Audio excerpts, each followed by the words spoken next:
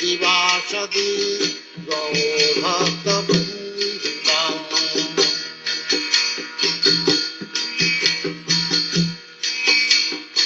Shri Krishna Chaitanya Prabhu Nityananda Shri Advaita Gadadhar Vivashadi Gaurhakabhunga.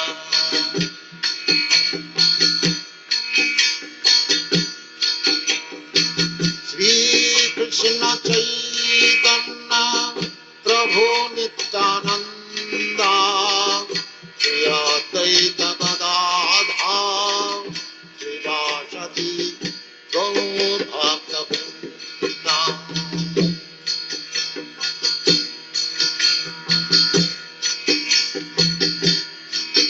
Hare Krishna,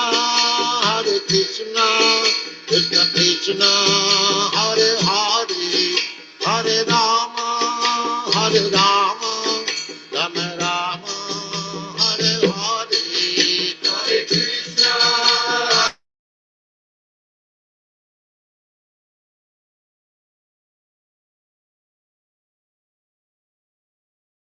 Rama Rama, Hare Hare, Hare Krishna, Hare Krishna.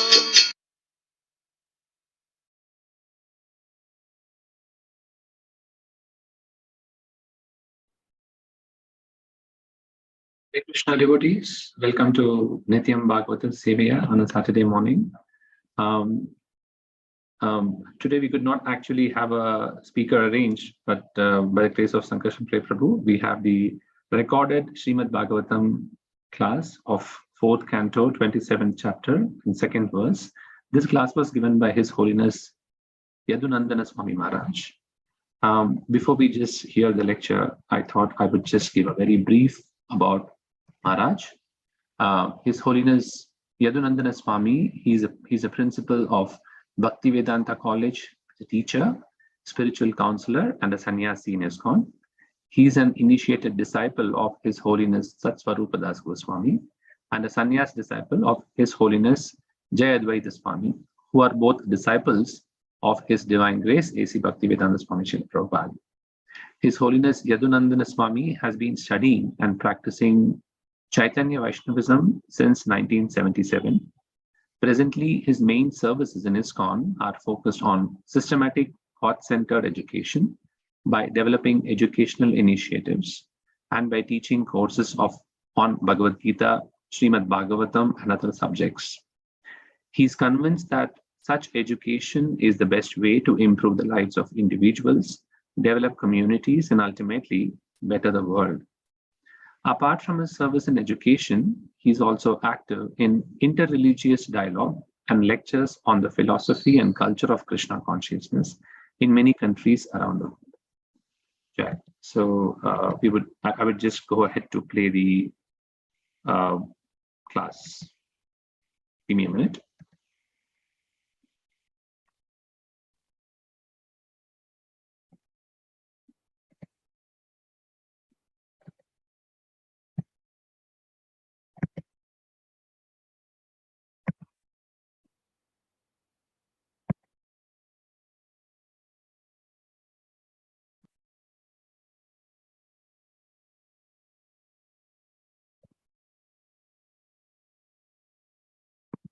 Today we read from Srimad Bhagavatam, 4th canto, chapter number 27, Attack by Chandavega on the city of Puranjana. We were hearing about the attack and vice versa. This is another attack by time factor, the city of the embodied soul, Puranjana. Text number 2. Saraja Mahishim Rajan Sushnatam Ruchirananam Kritasvastyayanam Triptam Apyanandat Upagatam. Translation and purport by His Divine Grace, Srila Prabhupada. The queen took her bath and dressed herself nicely with all auspicious garments and ornaments. After taking food and becoming completely satisfied, she returned to the king.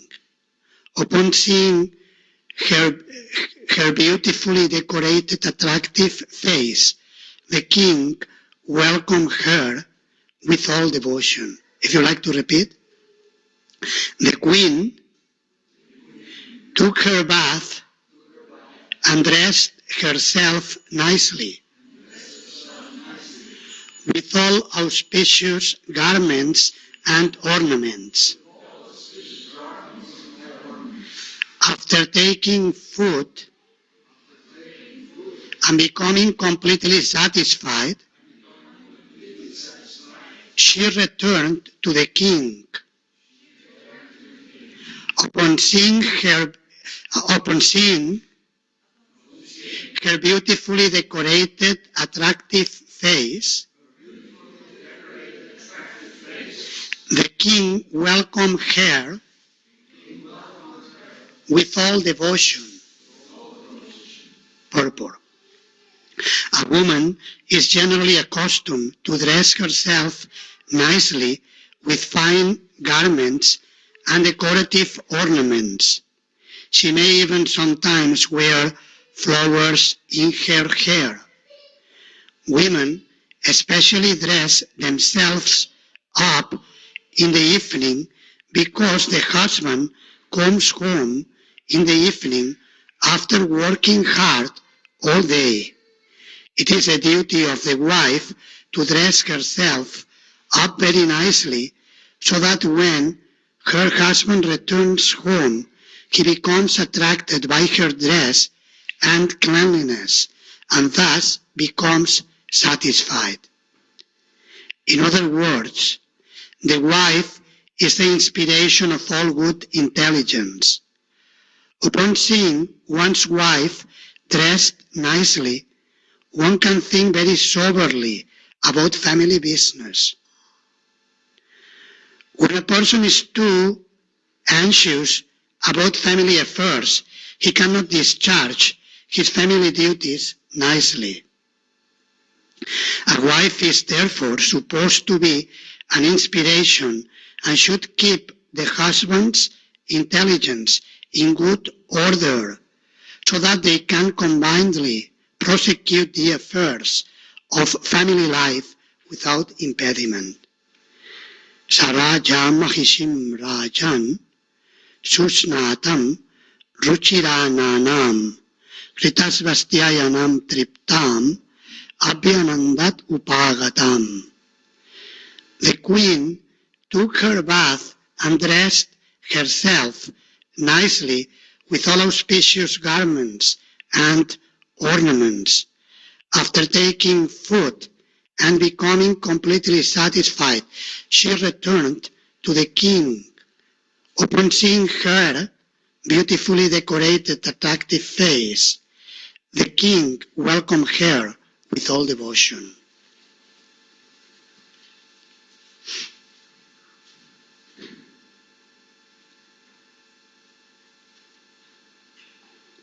Mukam karoti vachalam pangum langayate girim yatkripatamaham vande Shri Gurum Dinataranam Paramananda Madhavam Tam Shrimat Krishna Chaitanya Devam Vande Jagat Gurum Yasyanukampayashvapi Mahabdi Santaret Sukham. We continue with the readings on the allegory of Puranjana explained by Narada Muni to King Prachinabarhi Shat. It is an allegory and there are two main dimensions on the story of Puranjana and his queen Puranjani.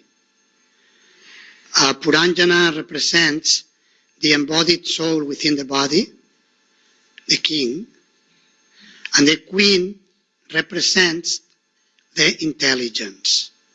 And the soul and the God-given intelligence should work cooperatively in order to achieve the final goal of life, which is self-realization or going back home, back to Godhead.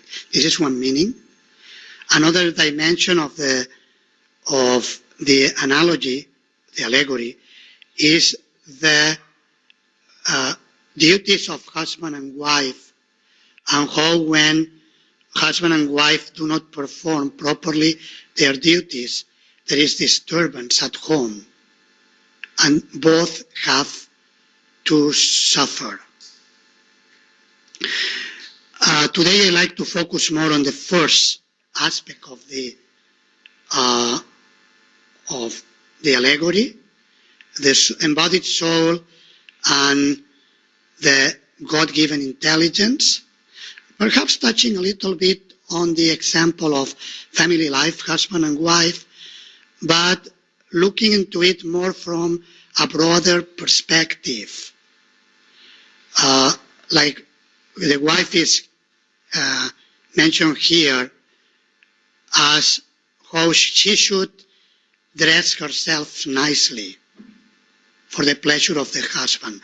This will be the classical duties in classical traditional societies, Vedic society, also other religious traditions. The husband will work hard to take care of the family, and the wife will work hard at home, taking care of the household and the children, and making sure everything is functioning properly, creating a peaceful atmosphere. And here specifically it is mentioned that the wife should be ready to welcome the husband after he has been working very hard. She should perform her duty of welcoming the husband by having everything properly set up. The house should be clean. It's not that the husband is working the whole day, then he comes back and the house is a mess. And how there can be peace in such a house? It is not possible. So the idea is that both in the ideal relationship, regardless the fact that they will help each other in their duties, but husband will take nice care of the wife and will take nice care of providing, and the wife will take responsibility for keeping the household in proper order. And this will be done by both of them, regardless whether they feel like doing it or not. This is dharma. Dharma means duty, higher principle. I like it, I don't like it, that's secondary. Modern society teaches us to do things in a very superficial manner because you feel like doing them. You like them. You like them, you do them. You don't like them, you don't do them. And this many times functions in a very whimsical way. And therefore we see that to have a steady family nowadays is an imagination in many cases, in many communities. Here in Belgium is supposed to be one of the most religious countries in Europe, or with a great religious background. They say, according to statistics I read once, 75% of the marriages break apart. 3/4. So that's a big thing. It's a big percentage. So, which means that perhaps we have something to learn from the traditional family systems to find some balance. So, and this applies not just to family life, this applies to every aspect in our life. We have many duties to perform, duties with the family, with society, within the community, Here we're living in a community, and sometimes we like to do our duties, we feel like doing them, and sometimes we don't feel like doing them. We feel like doing something else, or like to remain sleeping until 10 o'clock in the morning under the blanket. Isn't it? Sometimes we may feel like that. But still, the Dharma is we rise up early in the morning. We rise up early in the morning, and there is a higher principle. The higher principle is the principle of selflessness. It means instead of acting selfishly for our own ourself, me, and only me, this is what we are taught in the modern value system. So, of course, some cooperation is taught also, but one problem in the modern secular, godless secular systems, social systems, is that the cooperation is taught for the purpose, for the selfish purposes. We're going to cooperate so I can enjoy more. This is a problem. The cooperation should be taught or should be applied for the service of others, because we are servants by nature. We are servants of God, servants of Krishna, by constitution, by natural essential nature, and we are also servants of everybody else. And when we serve others, we feel happy. When we offer service in a selfless manner, even if we don't feel like doing it, we do it, then we feel better. So this can be applied in every aspect. And to distribute duties and to perform them to please the rest, to please first Krishna, and then, or at the same time, the rest of the community, the rest of the family, the society, the devotees. This is the higher principle that we need to base our life on, in order to be able to create harmony, to follow the natural laws of the universe, the natural laws of God. I remember when I was in my mid-teens, I was cooking for the Sankirtan devotees. That was my service. I did that for 2 years. In the beginning, I didn't know how to cook. I remember the GBC and the Guru at the time, Bhagavan Prabhu, asked me, "Are you experimenting with the devotees?" Because I didn't know how to cook. So I was doing my best, whatever I could. So he was joking, "Are you experimenting with them?" Then some devotee, when my Sankirtan leader, Parampurusha Prabhu, and other cooks, they were kind to me and they taught me how to cook a little so that we'll be able to offer something decent. So I was cooking during some time, and in those years there was very much pressure to go out and preach, meet people and preach. There was tremendous pressure, so much social pressure within the community that if you will not go out, you will feel guilty that you are not doing your duty properly. And even though I was doing a lot of service, I was cooking, was washing the clothes of the devotees, taking care of the accounts, cleaning the house, doing many things. Still I felt the pressure of going out. And due to that pressure, once I asked a visiting sannyasi, Keshavabharati Goswami Maharaj, he came to visit the traveling Sankirtan party, and I asked him a question. I said, Maharaj, it was a marathon. We were doing December marathon, distributing big amounts of books. And I felt more urgency, not urgency, I felt social pressure to go out. And I felt it was too much. I was getting drained because I was trying to do too much. Can you imagine cooking for 8 or 9 people, cleaning the house, washing clothes, take care of the accounts, change your rounds, eat some prasad, and I didn't have time to read Prabhupada's books. So I went to him and I said, Maharaj, how can I presented the question in a way I was not directly revealing my problem. My problem is that I had too much pressure, but I didn't know how to express it. So I expressed it in a way more or less like that. I said, how can I find time to read Prabhupada's books?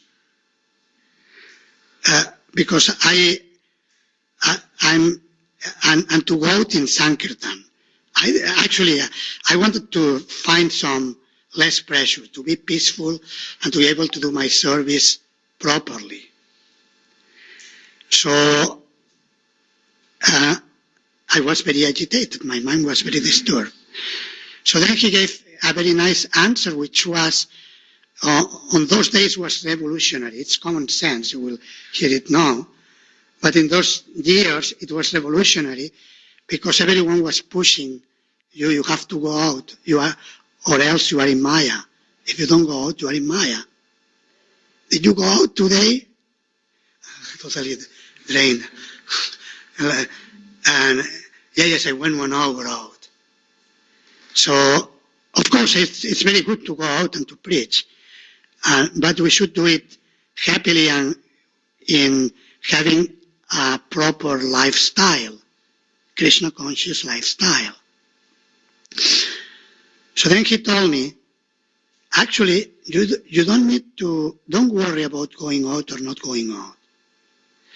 You just, what you have to do, you should do your service very, very carefully to please the devotees. You should clean the house very carefully, put nice incense so that when the devotees come back, they smell nicely, so they feel, they come from the street, they are fighting all day, like meeting people and endeavoring. It's hard work.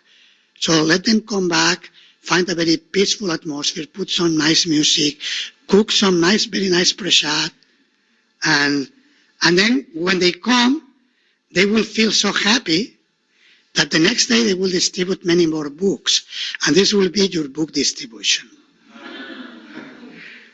I felt immediately, and you take 1 hour per day to read the Bhagavatam, to read Prabhupada's books. That instruction helped me so much. Helped me throughout my life. Helped me because I started to read systematically Srimad Bhagavatam. Otherwise, I would have not been performing properly my service. And later on, after 2 years, I was able to go on book distribution full time. So, and this is very much related to the example given here. The wife, she should perform her duty nicely, and the approach is selfless. It is done for the pleasure of the other. So we do the service not for our pleasure to say, look how well dressed I am. I'm so beautiful. I'm so strong. No, but for the pleasure of the other, for service. And then in this way, this creates a very, very pure, very nice atmosphere, spiritual atmosphere, which is conducive for the service of the Lord.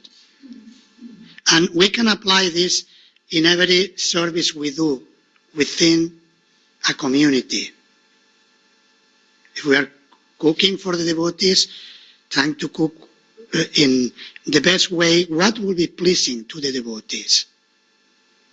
Serving the deities, what is going to please the Lord the most?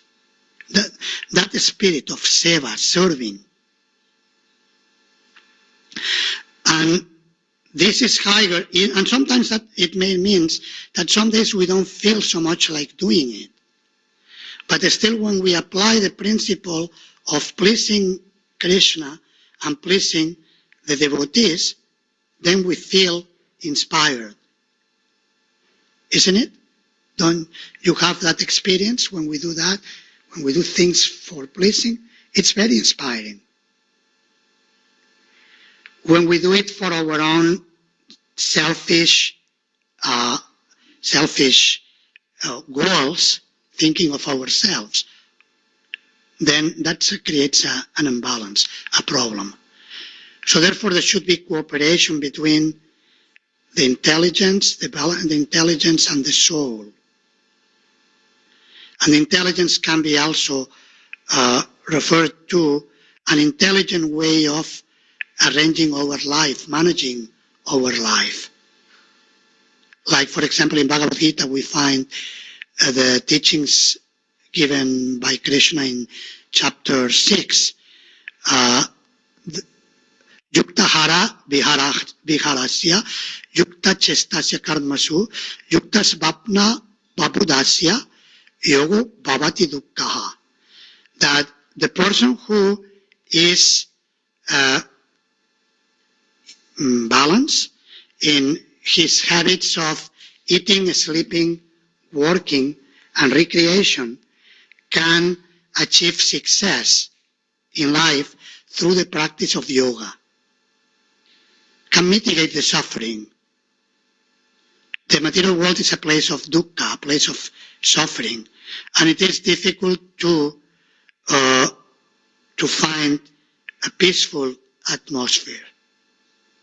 The mind is by nature, is very active, very agitated. So how we will find such a peaceful atmosphere? We will do it by organizing our life in a very positive, balanced, Krishna-conscious service mood. And this will create a peaceful atmosphere for ourselves. Like, for example, also, if we go to our room, we have a room. If our room is a mess, how there can be peace in such a room? We need to have everything properly. Everything has its place. This is sattva guna, mode of goodness. But it's very, very simple, but many times we don't do it. So we need to invest time in taking care of the intelligence. Like the husband has to take care of the wife. If he doesn't take care of the wife, then the wife will go to someone else. And vice versa. If the wife doesn't take care of the husband will go to someone else. So if they take care of each other, then family life can function properly. And it should be done like we read, the king welcomed her with all devotion. When we serve, naturally we inspire service also. And the more selflessly we serve, the more service we inspire. And this is the purpose of the Krishna consciousness movement. How to serve Krishna, how to serve the devotees, how to serve every soul in the world by giving them spiritual experience, spiritual knowledge, spiritual food, prasadam. We cook prasadam and we distribute it, or we serve it here in the restaurant so that the people can come and have a pleasant experience. We give Mahaprasadam to the guests who come. So we serve others in this way by giving transcendental knowledge, the holy name of the Lord, Krishna Prasadam. And then people, naturally, they want to participate. They want to do something also. If we go to the people to try to take something, give me your money, we go, I'm going to preach to you, but I'm thinking of your money. Give me your money. Give me a good donation. then the flow is not good, because I'm thinking, I'm selfish, I'm thinking of, okay, it's for Krishna also, so it is not bad to take some money for Krishna, that's fine, but the spirit should be, we are giving. And then, of course, it is a natural exchange that the person wants to give, and then we take and we offer it to Krishna. But the mood is to give. We give. Shri Shri Radha Gopinath Ki Jai. So these are some reflections on today's verse regarding of how the queen dressed herself very nicely, and how the king, he was very inspired and he responded to her with devotion. There was a natural loving exchange, and this is the purpose of the Krishna consciousness movement, to facilitate loving exchanges among souls who want to serve God together. Facilitate selfless loving exchanges. Thank you very much for your kind attention. If you would like to ask questions or make comments, Alakananda Mataji.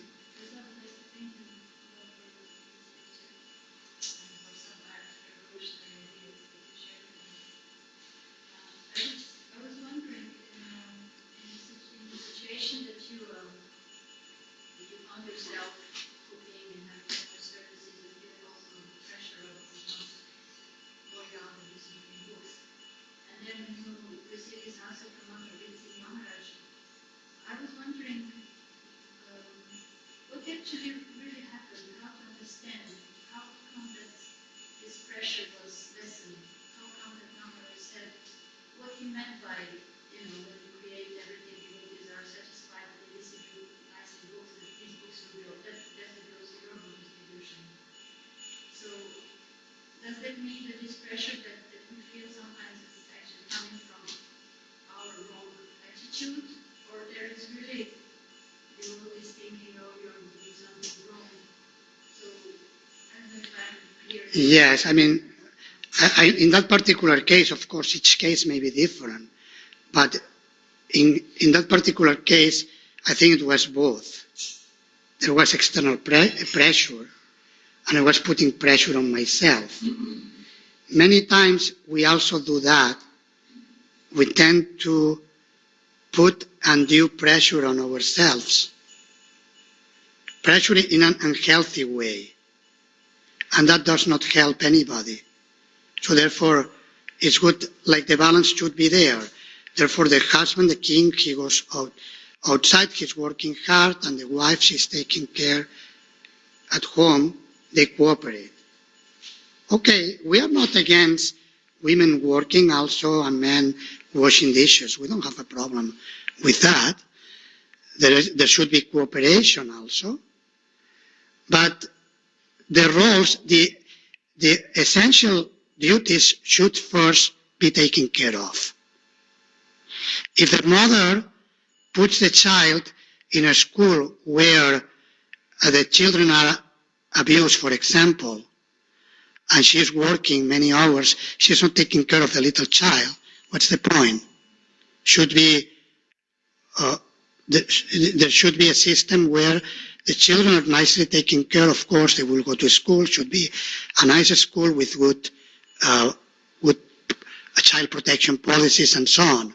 So, but there should be a balance so that there is harmony within the person and within the family and the community. So we should be careful not to put unhealthy pressure on ourselves. Some natural pressure is good, like a little pressure is good.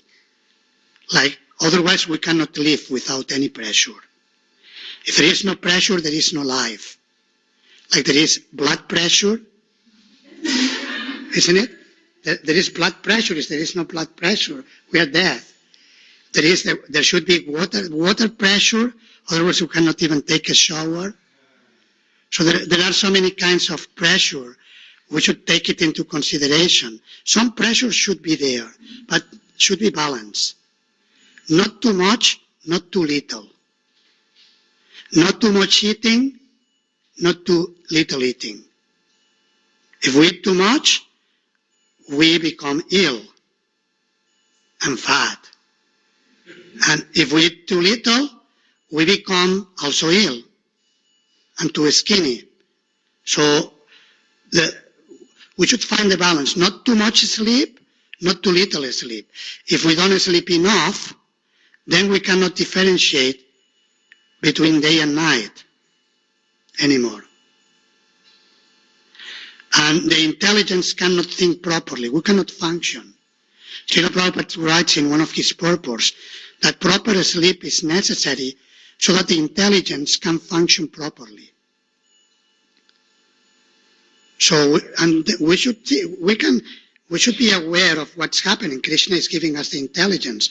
What's happening in my body, what's happening in my mind, and pay attention to that in order to perform properly service to Krishna and service to the devotees, to the community, to the family. So this is important. A little pressure should be there, but should not be unhealthy. Unhealthy means, like many times, the guilt, the feelings of guilt.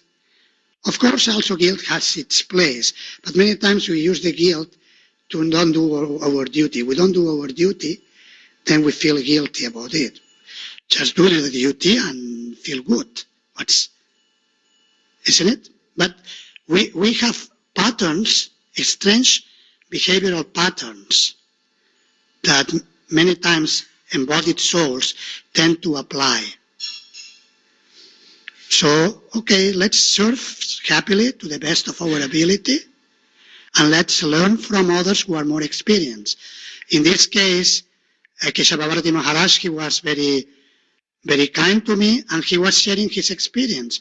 He could see, because of his experience, he had been distributing books for many years, and he was also helping as a treasurer in the Radha Damodar Sankirtan party in North America during Srila Prabhupada's times.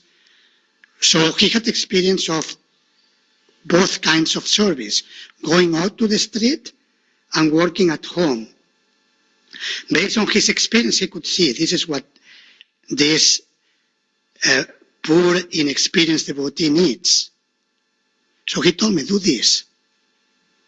And I was so happy. So it was a little advice from someone experienced can change our perspective. Therefore, we should also approach others who are more experienced for personal advice.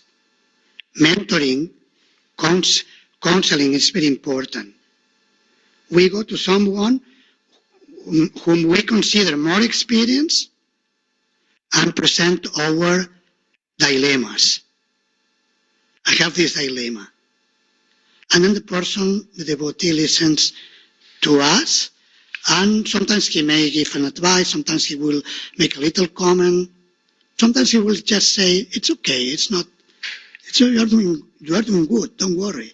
You're moving in the right direction. I'm seeing you, and you seem to be doing pretty well. And then that gives us strength to continue. Is that okay? Other comments or questions? Fasting is also very important in this individual, like what is the right balance? What is too much or too little? Like one body, 5 hours is perfect sleeping balance. And another body might be 8. Yeah. Somehow or Yes. because they're not all the same.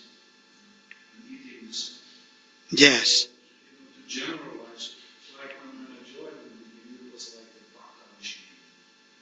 It was like a kind of stereotype that everyone enters the baka program, does exactly the same, gets the same time, sleeps the same hours. And that was like, but now I think in these days we are more means he also that partners are allowed to sleep some partners have higher standards. Yes, you are right that it is different for each person. Like Srila Prabhupada, he was so much spiritually empowered that he was able to sleep very few hours, 3-4 hours, and he was functioning perfectly. And then sometimes we find someone who is like who has a psychophysical like kapha nature. Also, he may need 7-8 hours to sleep. Kapha people, according to Ayurveda, they need more time of sleep. So then when we plan our life, we should measure ourselves against ourselves, not against others. This will be an unhealthy way of also functioning. We measure ourselves to, of course we have the ideal, Srila Prabhupada tells, our ideal is the Goswamis of Vrindavan. They slept, they forgot about eating and sleeping. They were so absorbed in Krishna consciousness that they will forget. So that's our ideal. But we cannot imitate that artificially. So the ideal is there. We appreciate, we value such exalted examples, the Goswamis, Srila Prabhupada, Srila Bhaktisiddhanta. And yet we also see where we are at, see what's our present situation, and we build up our Krishna consciousness under the guidance of the spiritual master and the devotees from there, from where we are. Any last point? Surya Kun Prabhu?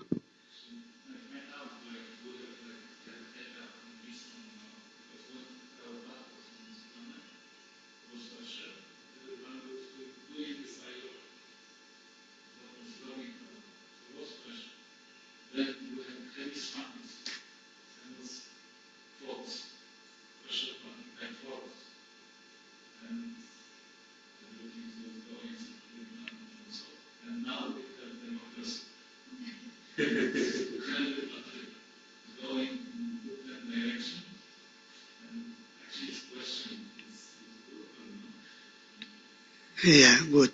Very good point. Yes, for the kitchen, those who are listening from in the kitchen, Surya Kun Prabhu mentioned that in the beginning there was pressure, and during Srila Prabhupada's times, sometimes there will be pressure, but it was devotees were doing things out of love for Prabhupada and for Krishna. They were inspired, naturally inspired. Then later on they were heavy, he said, he used the term heavy swamis, heavy leaders who will force and push others to do it. Like if you will not do it, you are fool, you don't do this. And so, and now we have democracy that, I don't know exactly what you mean, democracy. Everything is equals the same, like the opinion of the newcomer, the person who is practicing 80 years, it's everything is democracy. So do you mean that? And then sometimes we have systems. Okay, we have this temple. It's pretty organized. It's nicely. There is nice management in this community. In some communities we have things unorganized, and then they say in Spanish, in Spain, where I was born, we have a saying: "El uno por el otro y la casa sin barrer," which means the one by the other. This will be the literal translation, and the house remains without being swept. So democracy, sometimes everyone has an opinion, but when it comes to the fact of doing the job, who does the job?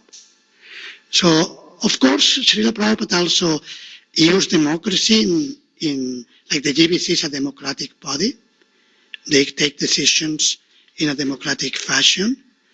But also he established the principle of spiritual authority based on experience and responsibility. That's important. Okay, we end here. Thank you very much. Hare Krishna. Srila Prabhupada ki jai.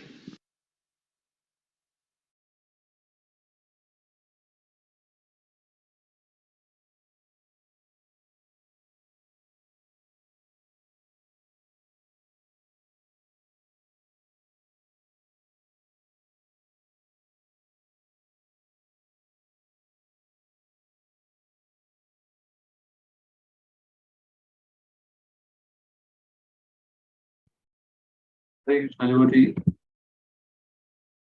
was a wonderful class. I just want to capture a few points which came out very well. Though it was a short and brief class, I think Maharaj very beautifully covered a few points of dharma and the influence of wife in the family. This is what he started with.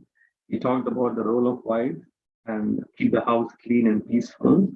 And Prabhupada, and actually Maharaj also took his own example of how doing the service as a cook, he felt that there was pressure on him that he's not joined the Sankirtan party distribution, and he had to seek some advice. And when he spoke to the visiting Maharaj, he said that whatever act you're doing, whatever service you're doing, do that particular service selflessly and for the pleasure of others. That inspires them to do their service very well.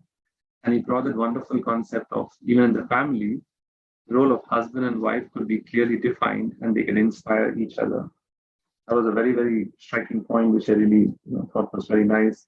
And Maharaj focused on the cooperation, both being to serve, the mood of service, and then also he was talking about making sure you're very selfless about it. And he talked about selfless, loving exchanges, and that is what is about ISKCON. And he beautifully talked about the purpose of the Hare Krishna movement, where you are serving each other for the pleasure of others, have a pleasant experience, and also giving transcendental knowledge. So he covered a few of them and he tried to summarize and said it's a positive, balanced Krishna consciousness atmosphere at home and wherever you are. So I just stop here and I just unmuted lines. If any comments or sharing from others. Hare Krishna.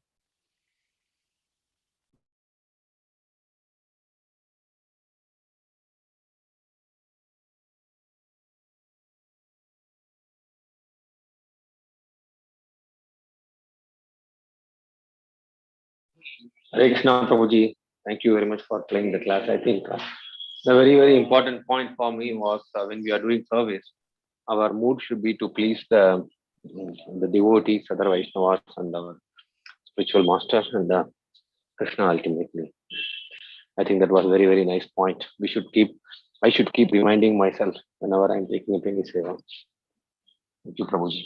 Yes, Prabhu. And in fact, he also goes to say it doesn't matter whether you like it or not. And that is even more important. Selfless means Exactly. Exactly. That's something was striking me very hard to say. It's not about for my pleasure. Or he was talking about the person being beautiful, the person being, strong or something like that. It's nothing to do with. That was a wonderful point. Thank you, Prabhu. Any other comments, realization? I know it's a very brief class, but he covered the points very precisely. I mean, it was like.